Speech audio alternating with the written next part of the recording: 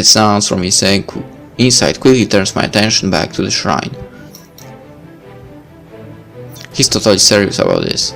I'm never joking about fighting monsters again.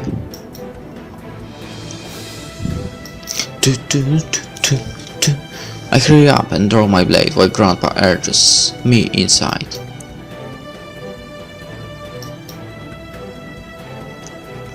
Why do we have to do this anyway? I step back as something moves towards us, probably following the sound of our voices. A follower of a god is also responsible for his actions. Damn it.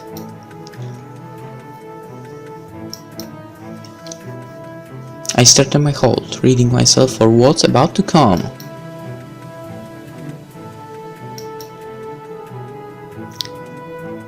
Ooh, that's unexpected. Still, I wasn't quite ready for reality to strike out at me this directly.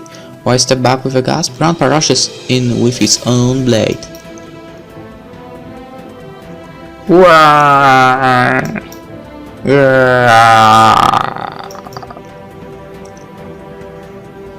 Battle cry. He lashes out at the monsters with trained strike. They all jump back with a shriek and barely avoid the blade.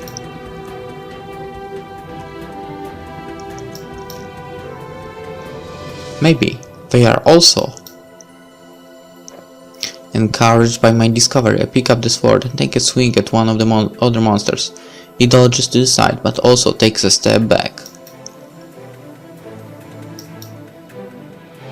I see. Okay, maybe this will work. Following Grandpa's example, I rush in, but instead of a battle cry, I whisper a mantra. In the dark interior of the shrine, my summoned seals light up brighter than ever before behind my back. The monster screeches and lashes around, blinded for the moment.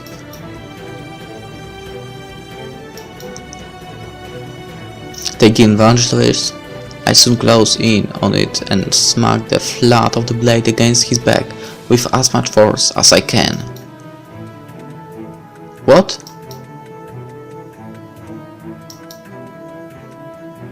My blade glows brightly on impact, sending the creature flying into the floor with a big smack. Grandpa, did you give me an enchanted sword? She's freaking sweet. Seeing the creature get up with some difficulty snaps my attention back to the situation. I sent off my seals to immobilize the monster, but in my moment of victory, the remaining creature had snuck up behind me.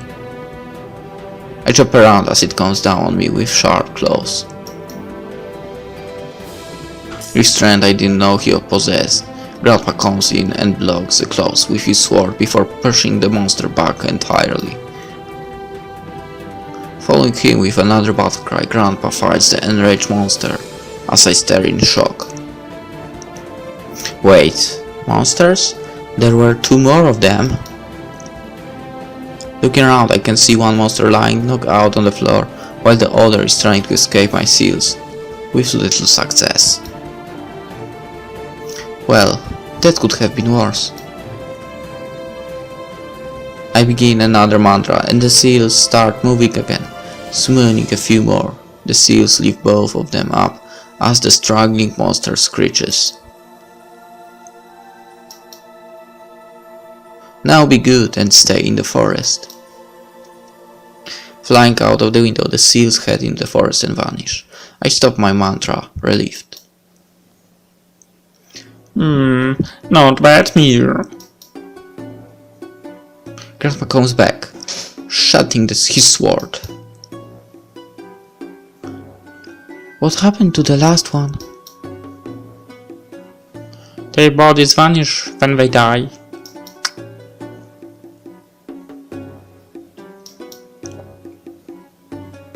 Oh. Couldn't kill them,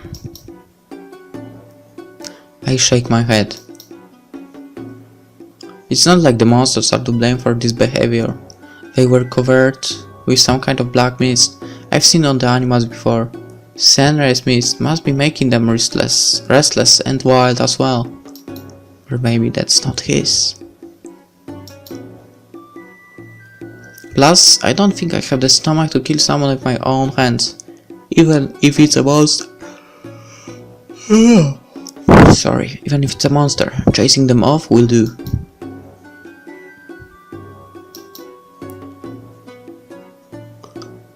That sword suits you. Keep it. Keep it.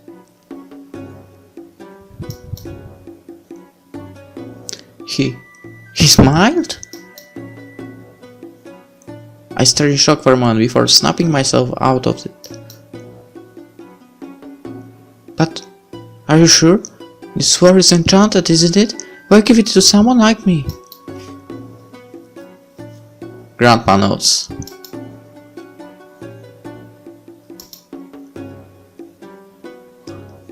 It was our ancestor's sword. The one who started the shrine. But you've earned it. From now on, carry it with you all the times. I stared at the sword, amazed. The blade looks brand new, not hundreds of years old. You might need it later. Grandpa walks out of the shrine, leaving me behind, puzzled. Don't tell me we're doing this again. Tired, I arrive back something. As I head for my room, Liufan notices me and runs up to me. Let's resolve this first. Biyu, are you alright? Sort of. You know what happened?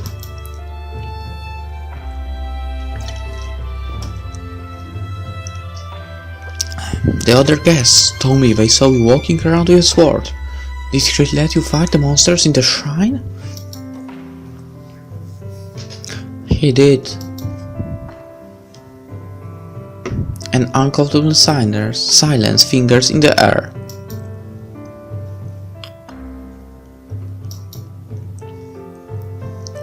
I will talk to him and make sure it doesn't happen again. Good, but wait, doesn't it mean you'll be the one doing it instead? Even if you did it in the past, in your current state, it will be dangerous. Your grandfather will be there, won't he? And I'll have to learn it again someday. It's my duty, after all. Just as your work lies with Senrei, this is my responsibility. Okay man, you want to do everything.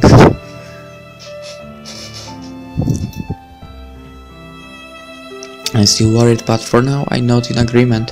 We each have our responsibilities to the gods we serve.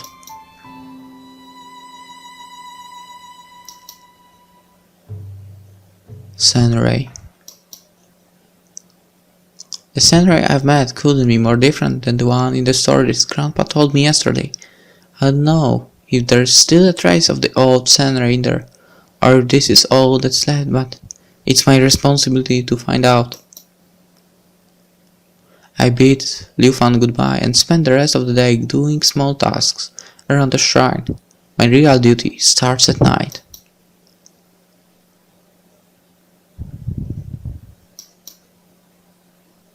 With more experience by now, I descend to the underground room for the third time.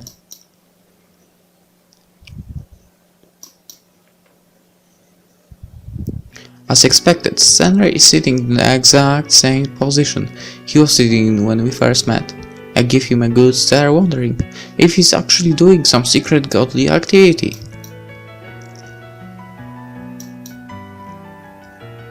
Sadly, my only clues are the strange lights floating around his room. There are more than last time.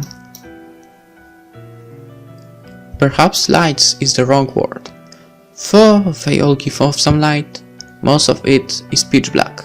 However, there is one white light floating around. That one. I wonder what they are. When I glance at Senrei, I jump slightly as I see him looking back at me. His gaze rests on my sword for just a moment before he looks me in the eyes. Why are you spying on me?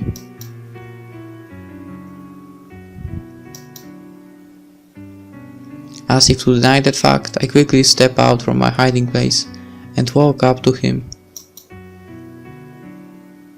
I was just wondering what you are doing. Does it have to do with those orbs? Orbs?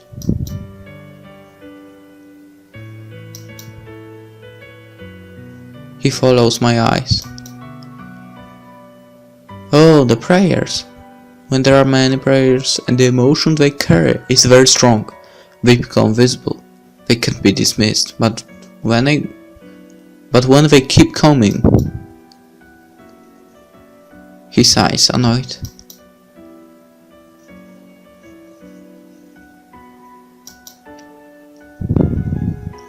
Prayers. Why are most of them black?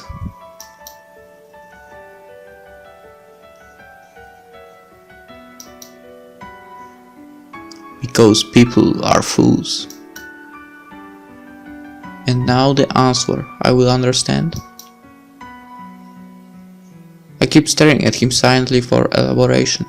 Although annoyed, he soon gives in.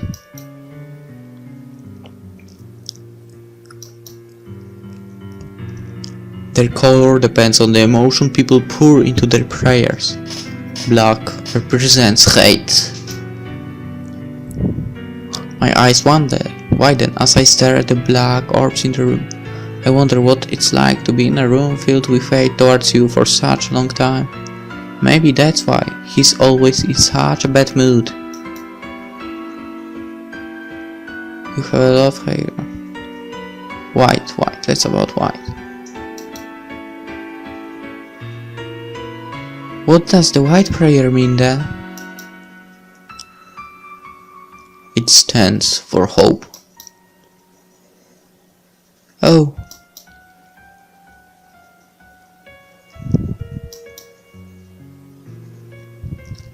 I think that's my grandfather's prayer. Like I said, I'm your follower. I can't say I like you, but my grandpa has always respected you.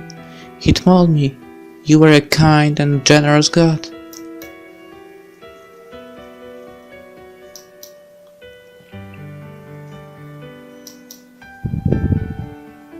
He looks at the white light. Then why don't you free me? Why doesn't he try to free me?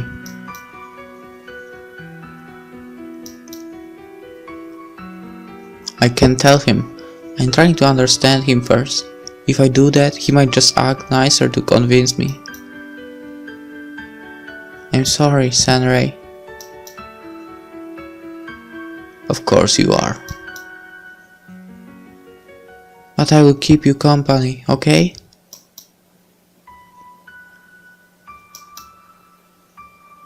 What for? Liking you or not aside, I can't imagine it's fun being locked up in here.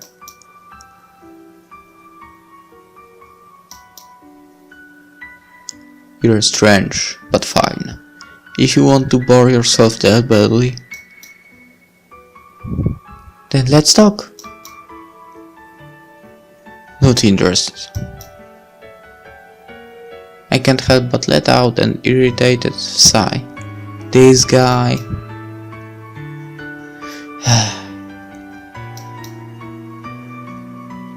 There's nothing you're interested in? Not really. From what I've deduced, humans and gods are still the same. And the ones who started praying to you? Were they fools too? I seem to have hit a note there, as he doesn't respond immediately. Well... Maybe. Perhaps I should tell you the story, Biyu. I sit and listen intently. It isn't what I had in mind, but everything that makes him open up a little more is a good thing.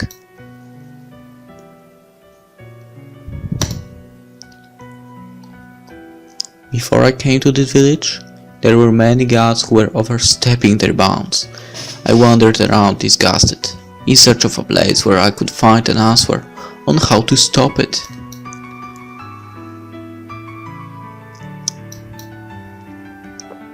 It was then that I met a youth who also held a healthy dislike for gods, and challenged me to a duel to stay away from his village.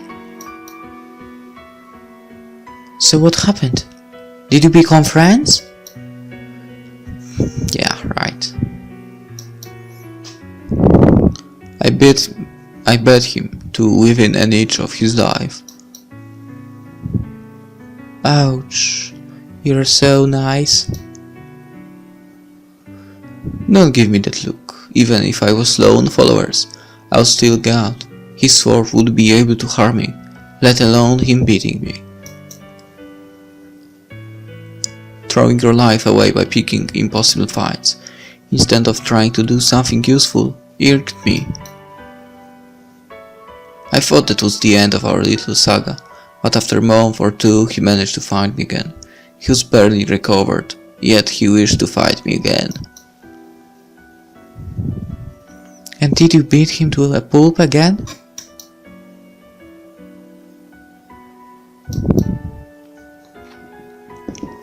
A little less this time. I didn't want to permanently harm the fool, and his injuries made it difficult to prevent. However, it was getting annoyed, so I asked him why he would be foolish enough to challenge a god twice in a row. It turned out that he was the head of another god's religion, one that asked a lot of prayer and sacrifices from its followers.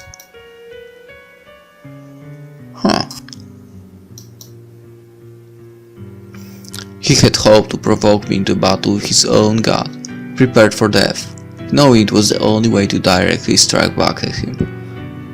Feeling some pity, I decided to help him out. I guess back then I did consider him a friend. We talked about the gods and their ways, discussed how we could help out other humans to stand up on their own, and I even taught him some real swordplay to prevent him from getting harmed.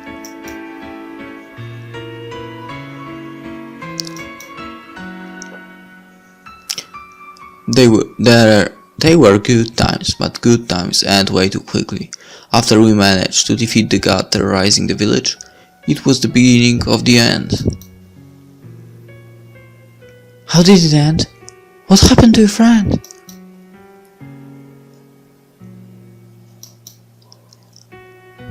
How all my stories end. He betrayed me too. Now I want you to go. You need sleep, and you've made me recall some unpleasant memories I'd wish to forget. Wishing not to undo the progress, I've made it. I let him be and head back to my room.